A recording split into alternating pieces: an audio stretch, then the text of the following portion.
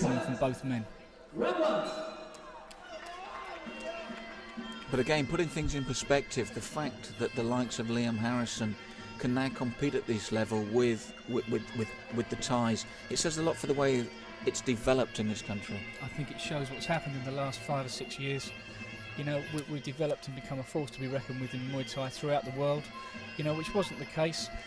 We were underestimated and somewhat downtrodden throughout the 90s for sure, with lots of other European countries making a bigger impact on the Thai circuit than us. But it's, you know, the Brits have now come through, and as you say, Liam Harrison is probably at the top of the tree as far as that's concerned. And both these men already started testing each other with hurtful low kicks. And again, the great thing is that immediately with this A fight, you see the pace slows down, but look at the range, and they just stand right in front of each other there, Carl. They stand right in front, and you know those kicks, the kicks from the Thais, you know, having trained in the gyms in Thailand, the kicks that come from the Thais and the Thai training and the pad work, those kicks are hurtful. Even when they don't look hurtful, they're hurtful.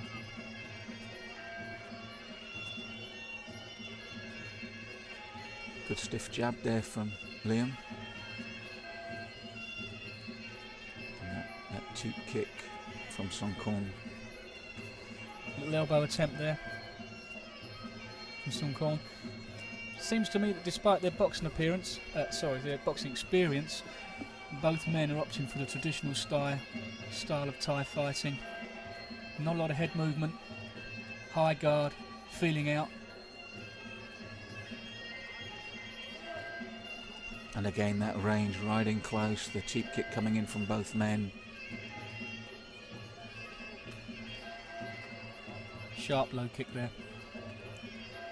And these early exchanges will tell each other a lot about their opponent, won't they? Yeah, it's very much a fact-finding mission. Show me what you got, I'll show you what I've got. We'll look for the weaknesses. And when you mentioned the experience in previous fights, one of the fighters that we saw earlier had MMA experience. The MMA scene is really beginning to realise the benefit of Thai boxing. Yeah, absolutely. The value of Thai boxing. You know, within the MMA scene, it's very, very important these guys learn to stand up and be effective. Simple yet effective. And you can get that from the Thai boxing. Left hook, low kick. Classic combination from Harrison. And the concentration levels, Carl, needed to be at this level and to be stood there within range of every single tool. Their concentration, to me, is very similar to like the Grand Prix racing drivers, where every second counts. At every second counts, you've got to be on it from beginning to end. You know, especially when we're using full rules, elbows to the head, you can't afford to take your eye off the ball for half a second. What can we learn from that first round? You were right, very much a feeling out round from two pros. I don't think we've learned much, and I don't think we'd expect to. Both men are relaxed, focused.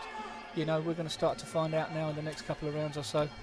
The Thai looked to be keen to throw an elbow or two. Looks like he wants to come through the middle of the slightly square Harrison there.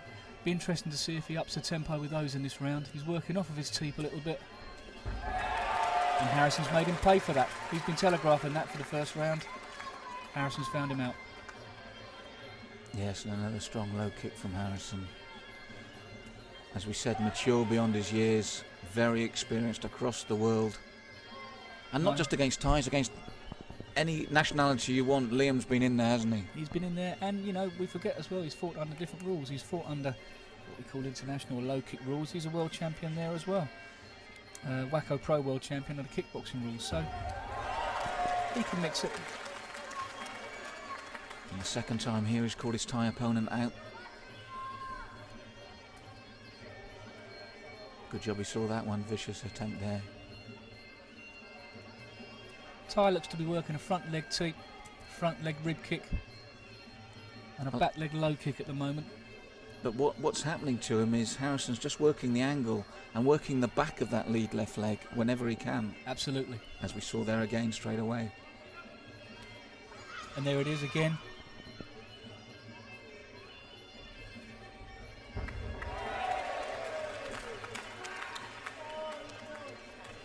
And there's a fantastic economy about Harrison that, you know, he looks the way the Thais fight themselves, isn't he? Yeah, but absolutely effective with almost everything that he does. There you go. Oh, the elbow, sharp.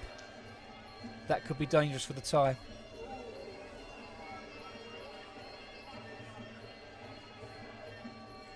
Yes, and the jab, then the uppercut. We've seen the boxing come in from Harrison. It's livened up this round. And the strength there again, almost disdain the way he pushes his man away. Sonkorn's being bossed here. You know, it's only the second round, but he's being bossed.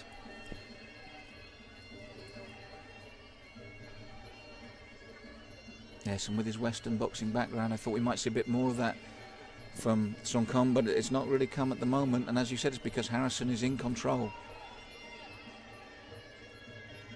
Oh, the elbow attempt though. The elbow attempt and the uppercut.